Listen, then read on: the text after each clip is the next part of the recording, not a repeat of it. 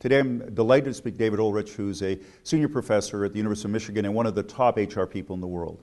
Good morning, David. Good morning, Karl. It's great to talk to you. Good to have you back in Montreal as well.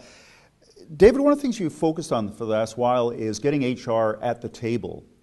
What do you mean by that, and how does HR accomplish that?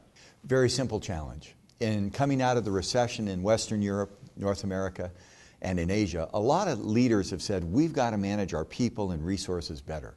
And so the people, organizational issues have been center stage. Where do they get advice? HR. They're not going to always get it from finance or strategy or marketing. HR folks should sit at the table. And when they sit at the table, they should add value by helping the business leaders do things that will help their companies be successful. Why isn't HR at the table now already? Well, in good companies they are. I always argue 20-60-20. 20% of the good companies and good HR people work well together. 20% will never get there. Okay. The manager may not get there, the HR person may not get there, and it's the 60% in the middle that through training and teaching, we're trying to move them to the 20s. So some are there, some will never get there. I can show you some companies that just would never have good HR. What are some of the strategic issues that would bring HR to the table in your mind these days? Good. Let's pick 3 or 4 that are hot issues for some big companies. How do we compete in an emerging market? We want to go to one of the next 11 markets, not Brazil, Russia, India, China, but we want to go to Vietnam. We want to go to Indonesia.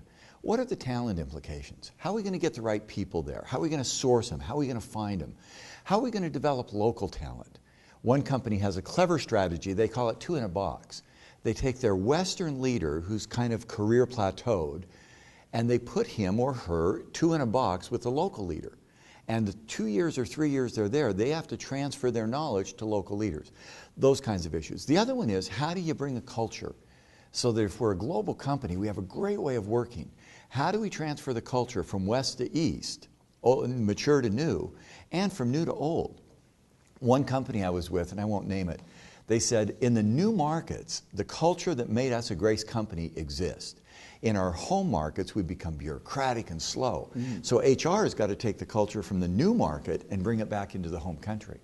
That seems quite, for most of my career at least, it was kind of the West teaching the East. Yeah. But you're saying actually it's a two-way street now. It is a two-way street. Some of the most innovative things we see going on go on in Saudi Arabia, they're going on in UAE, they're going on in Asia. In fact, Asia's growth rate at 5 to 6 to 7% is forcing some new leadership and new management practices that will then transfer, we hope, to the rest of the world. We clearly are a management global village.